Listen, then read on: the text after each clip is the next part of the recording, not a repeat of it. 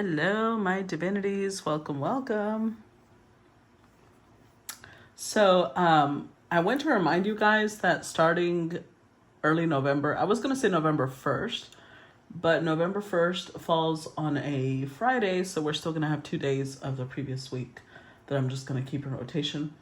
So starting November 4th, I should say, the $1 tier will no longer exist. It's just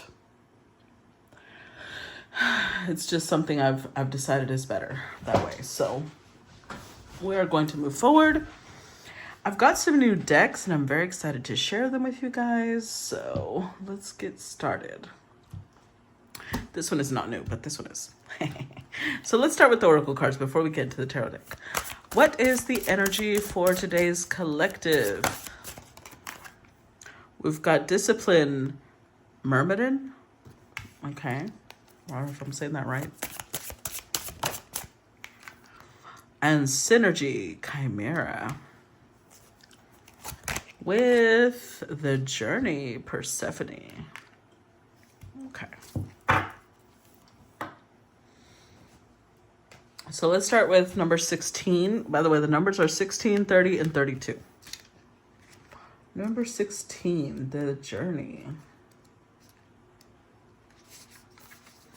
Okay, so this one starts off by saying to rise, to get where you wish to go is a process and journey.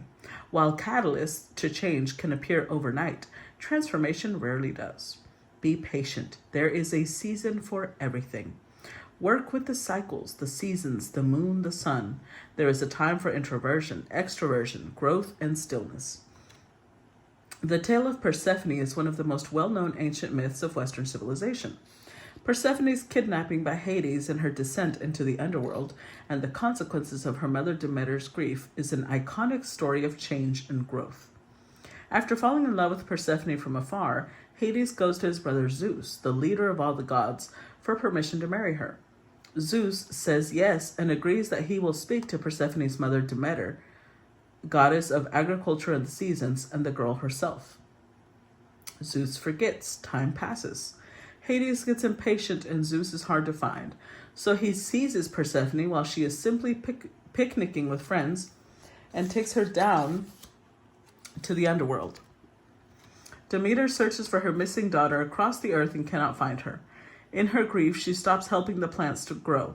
The weather becomes poor and all agriculture dries up. The race of humans then suffers a great famine and many are dying. Meanwhile, Persephone is frightened by the audacity of the kidnap in the underworld itself, yet she is treated with respect. Hades wishes to marry her and thus offers her a queendom, and with that she will become the co-ruler of the realm of the underworld and the dead. She will become powerful and a wife.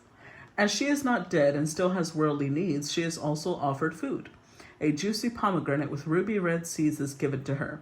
But what she doesn't realize is that if she takes the food while in the underworld, she will be a part of that world and have to stay. Up above, on the earthly plane, men cry out for help to Zeus, and he hears. He asks Demeter to give the earth its fecundity again, but she refuses until Persephone can be found. By this time, some other gods know who took her, so Zeus goes to Hades to negotiate. Demeter demands her daughter's return outright, but there's an issue now. Persephone has taken food.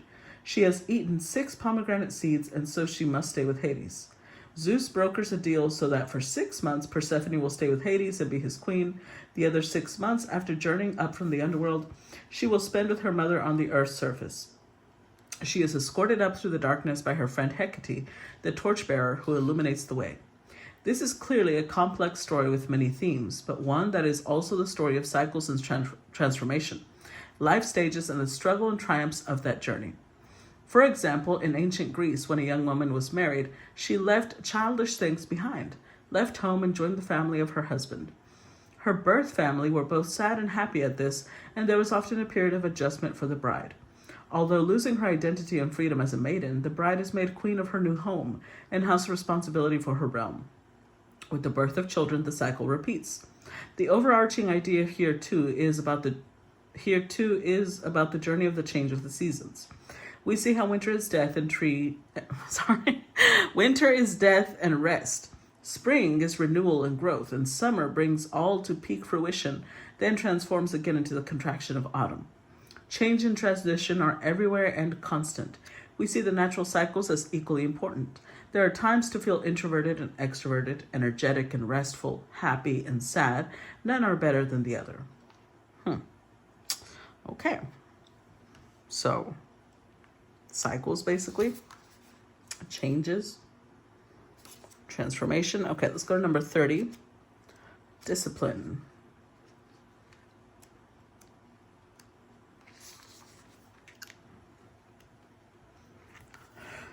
This one is develop or engage your self-discipline. Use your will to get a difficult task completed. Work together as a team. There is a time to go solo and a time to work with others to achieve a goal. Developing self-discipline can also assist with learning and leadership. Embody the change you wish to see. Among the most powerful fighting forces in the ancient world were the men that fought under the great demigod Achilles at Troy. The other Greeks were said to be amazed at the group of brave, identically dressed soldiers who fought without fear, had incredible discipline, and were as numerous as ants. These men were known as the Myrmidons, from the word ant. There are a number of myths concerning the origin of such men. Most well known is that they were originally from an island called Aegina, which was named after a lover of Zeus, and so his wife, Hera, decided to wreak some revenge on the inhabitants. After all, the king of the island was a son of Zeus. Hera sent a plague to kill all the inhabitants, and she killed almost everyone except for the king and his sons, who had prayed to Zeus for help. Zeus agreed that the king needed people to rule and saw that the island's ants had not been affected by the sickness. Zeus transformed the ants into people, and they were referred to as the Myrmidons. Like ants, these transformed people were fierce, strong, and intensely loyal to each other and their leader. The king's sons, Peleus and Telamon, ended up being exiled from the island by their father, but each took a fighting force of brown-armored Myrmidons with them. The first son of Peleus was Achilles, who inherited a fighting force of Myrmidons that he led and fought beside. The combination of the outer-worldly strength and speed of Achilles and the efficiency and obedience of his forces made Achilles unbeatable on the beaches of Troy.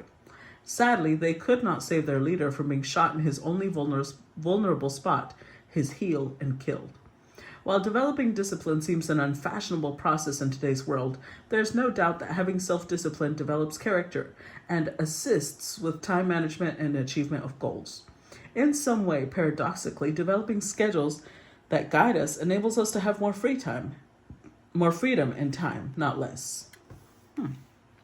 True. And then last but not least, 32, chimera.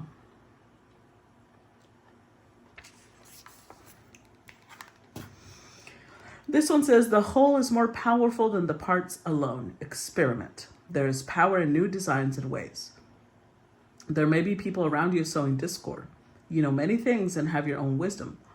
Pull all this together to form something powerful. You have unique experiences and talents that can only be utilized by you.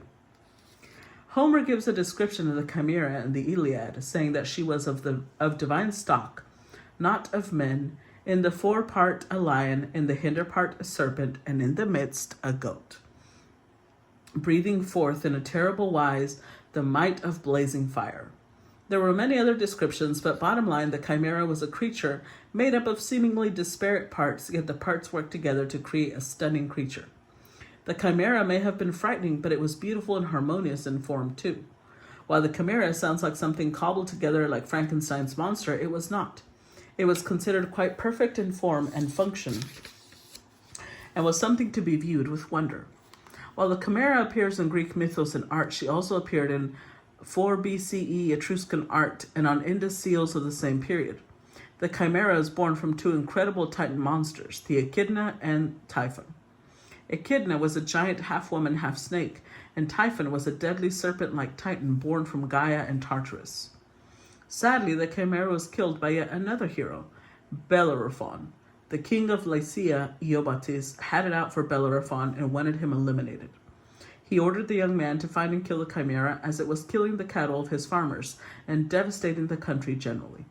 The real reason was that he thought the chimera would simply eat Bellerophon, and that would be that.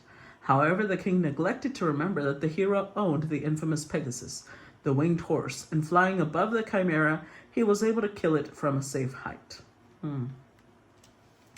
Okay, so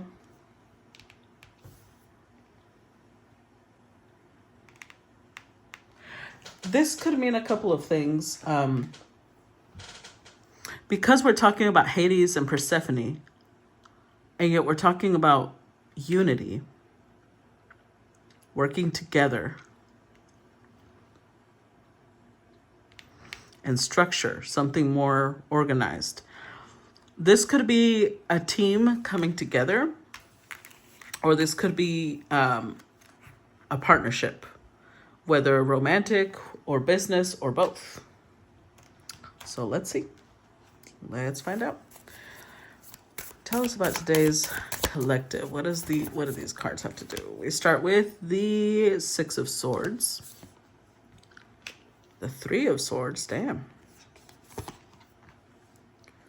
The Four of Swords. Okay, lots of swords.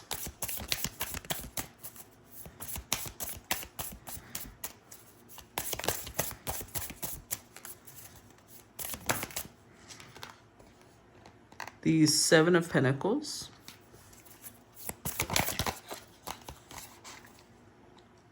The Nine of Pentacles. Okay.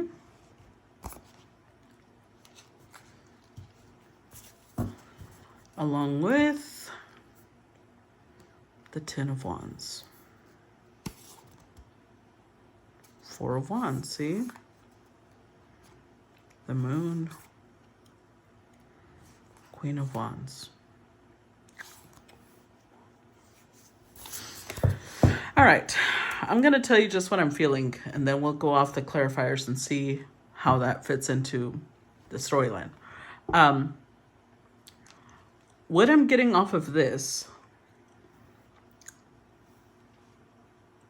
could be either a male or female, because remember, gender is not what I'm referring to here.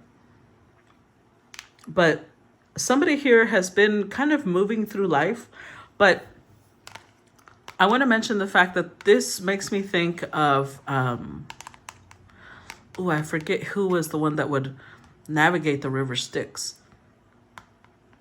He was the person that would transfer souls from land of the living across the river Styx to the land of the dead. But I forgot his name. Hold on. I don't know why it feels relevant, but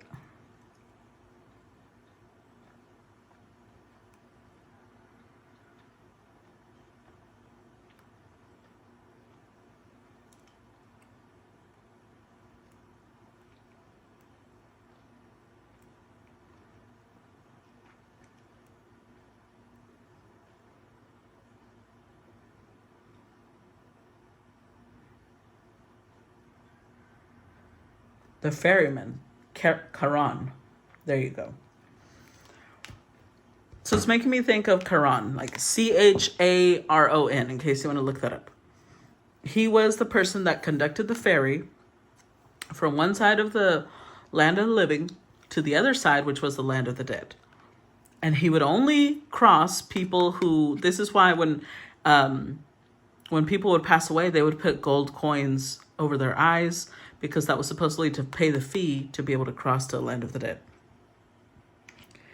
You had to pay the ferryman the fee. So I feel like somebody felt like that was their whole life. Their whole life was either we can consider it work, or two, they kind of felt like they were in the land in between. They had not let go of previous pain, but it doesn't mean that they were still connected to it. They had already maybe physically released it, but emotionally not fully, and yet they were not ready to move forward. It was like they were in this land in between, is what it feels like.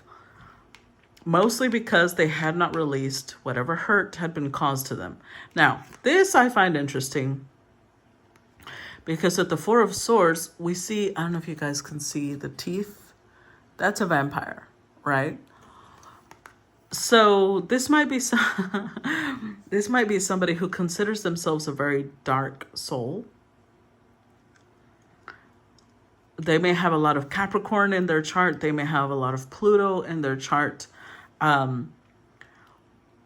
Now, there is the possibility that they can be a little vampiric in nature. So boundaries have to be set strongly with this person because they may not realize it, right? That's usually how life goes. People don't realize that they can be vampiric. But I feel like this is somebody who's trying to act like, oh, life's good. Nine of Pentacles. They have everything that they need. I think that they're very abundant, but they don't really invest in other people. And that could be what's changing. Because we have, first of all, we have the Seven of Swords, the 3 and the 4 of Swords, that's the 7 of Swords. They're not being honest with themselves. Then we've also got the 6 and the 3, which is the 9 of Swords, means that they have, I feel like they've met somebody. Because remember, this is Hades and Persephone. So this would be the person that's like Hades. I don't know what they're like, but they come across as a very dark energy. And they have, we also got the discipline. This is somebody who's very disciplined. That's why I said maybe they have a lot of Capricorn or Saturn in their chart. 10 of Wands, they carry a lot of responsibility. And even here, if you notice on their 4 of Wands, look, they show up with horns while she shows up like this maiden. So, and it resembles this a little bit. So this is somebody who carries a lot of responsibility, but they're not used to being around somebody that they see as this fresh-faced, lovely person. And yet with the 6 of Swords and the 4 of Swords, their life is about to change. Let's see. Now, 7 of Pentacles, this has been like, I also think Saturn matters because Saturn moves in cycles of 3.5 years. So every 7 years, Saturn is doing something. Because remember, 3.5 years, 3.5 years. So a cycle of 7 years is coming to a close for this person. And I feel like Saturn might be bringing them a gift. Let's see. Especially since they have been disciplined. Clarify 6 of Swords. Clarify the 6 of Swords.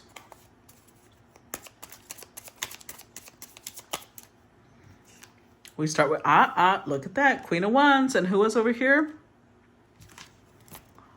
Where was she? Here we go. Queen of Wands. Okay. Let's see. Clarify 6 of Swords.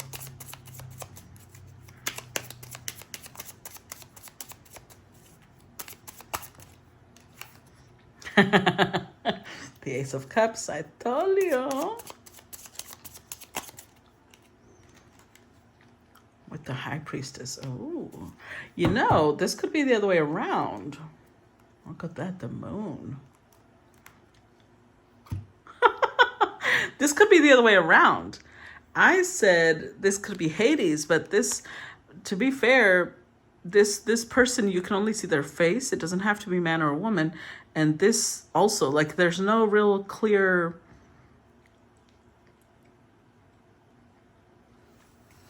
indication of whether it's male or female. Not that that's good or bad.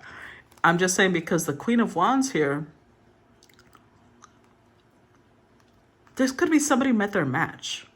They might have considered themselves too dark for normal people, but they might meet somebody who, although she looks beautiful, she is very, look at her, she's got a wand, because you see that? She does magic, and she's surrounded by flames. She also has a black kitty, which we know is definitely associated with witchcraft. And look, remember the coin that's required to cross the river Styx. It's like this is the person that has what's needed. That's interesting. Okay, so something just came to me. The gold coin, the pentacle, even though this is the Ace of Cups, the bird has a coin in its beak. It's like, with the High Priestess here, it's almost like these two intuitively know that something about their union is transferring both of them to a different world. Something about these two coming, and now this doesn't have to be romantic, this could be business, but I do think that this is a feminine who's very mysterious, enigmatic, alluring as well. Clarify Three of Swords. She may be the one that may have like a vampiric nature a little bit. Also because vampires also show up in most legends as alluring and, you know, like you can't really shake them off. Hanged Man. Clarify Three of Swords. The Empress. Clarify Three of Swords.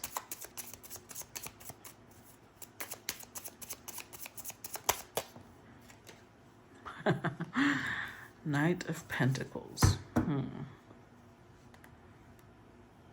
The Five of Pentacles.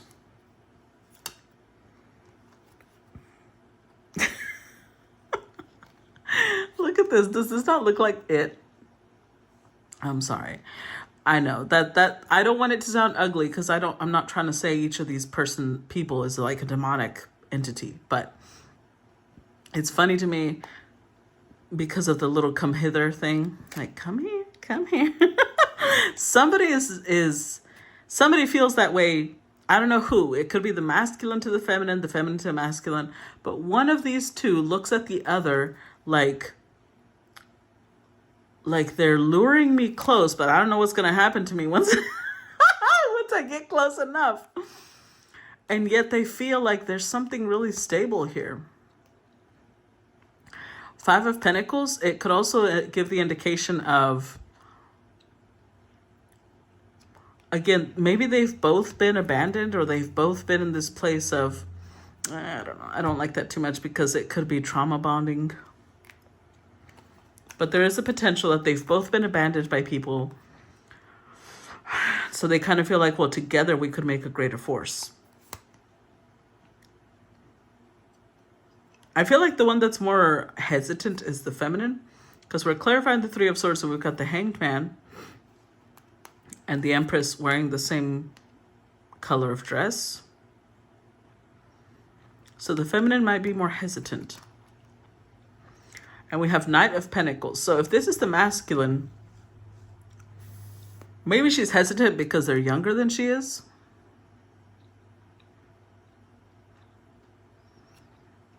Or because this could be her and she's thinking long term, like long term would this work out?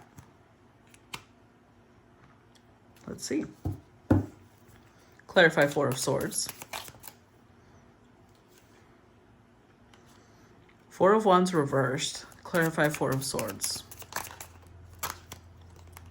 The Tower.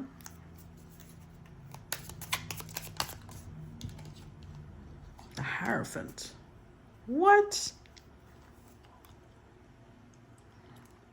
Queen of Swords. King of Swords. The Devil. Look at this shit. What the hell? This is like Queen of Swords, King of Swords. They're definitely a pair, and she's wearing the same dress as the Empress. But then the Devil is here, and the Two of Cups. You know what I think this is? Just right off the bat. I feel like this could be... It's so strange because the Tower is here. So, and I'm saying the Tower, but we have like opposing energies. So on one hand, it could be that this is like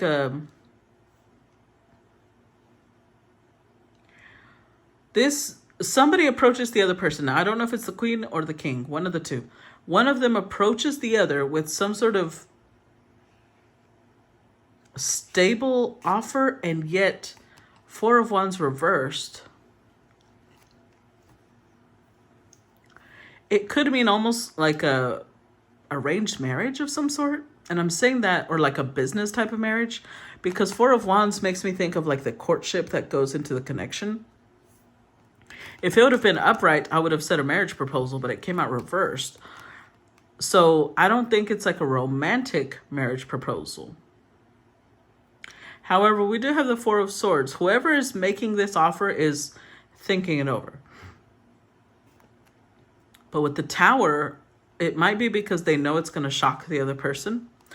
So it might be like it feels like they want to skip some steps. Somebody here wants to skip some steps and go straight into the heavy contract part of a union. So this, again, this does not have to be romantic. If it's business, it could be that these two feel like we make a great partnership. But with the devil, and it's weird that it matches her dress, not his, and yet it came behind him. I don't know. There's a potential that one of the two, or both of them, want to do something to guarantee that the other person just can't up and walk away. But the devil, it's like, it's not coming from a great place. It's coming from either fear, or it's coming from a place of lust, or it's coming from a place of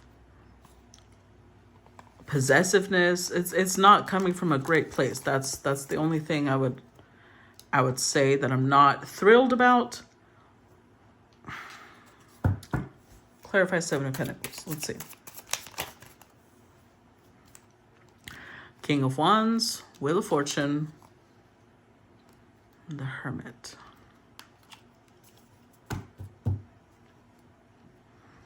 See? Eight of Swords. Oh, Five of Swords. Nine. Okay. So now the Nine of Pentacles is showing up feminine. It usually is. That's why I was kind of hesitant here.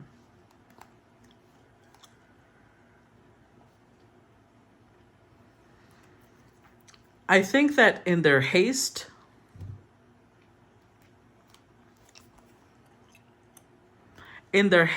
to secure this queen, because now I think it's the masculine. And we're looking at the story of Hades and Persephone. Somebody here is so focused. Oh, if you remember the story of Hades and Persephone, he literally just up and carried her off, right? He skipped a lot of steps. But it did end up hurting him in the end, because now he can only have his wife for 6 months of the year, instead of approaching things the normal way and, her being able to be with him. So that could play a factor here. This king may want to rush things because they feel like, this is my destiny, this is my fate, I'm ready to invest. But I don't know if they're going slow. It could be that they feel like there's no time to go slow, because this, they see the feminine almost like a hermit. Like it's rare to see her out. It's rare to see her. It's rare to get in contact with her. They might end up shooting themselves in the foot because they're so focused on securing the connection that they might suggest skipping some steps. And I don't know. I don't feel like that's going to play in their favor right now. But it is a way of them securing, like, almost, it's not great, but I have to say it. It's like they don't want to leave her any way out. They want to make sure, and I say her because it's the Empress, it doesn't have to be a feminine. But it's like they're trying to be in this place of, this is your only option. Clarify Nine of Pentacles. Nine of Swords. Again, and it keeps showing her in this red dress. That's why, again, it's like connecting the storyline. The Queen of Wands was wearing the red dress. The Hanged Man, the Empress was wearing the red dress. The Queen of Swords was wearing the red dress. Now we've got the Hermit wearing the red dress. And now the Nine of Swords wearing the red dress. Clarify Nine of Pentacles. The Sun. Well, then now she's naked. Okay. Clarify Nine of Pentacles. Queen of Pentacles, again, naked. Okay. Nine of Cups. The Page of Wands. Seven of Swords.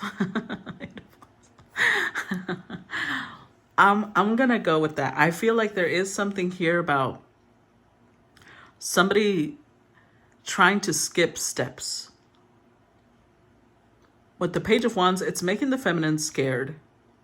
She's a little scared because we do have the Nine of Swords over here. She's worried. There's a piece of her that's excited about doing things differently. But with the Seven of Swords, look at her. The big bad wolf over here. She might feel a little hunted. She might feel a little like this is coming very fast. It's happening very quickly.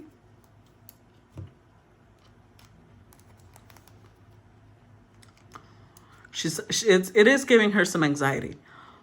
With the sun energy, it makes her happy because it comes with a certain level of stability.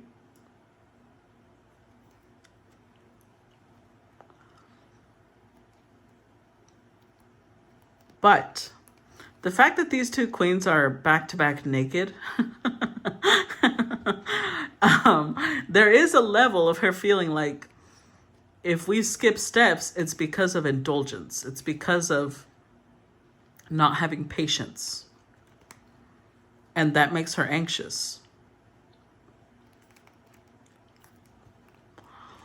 This is making me think of,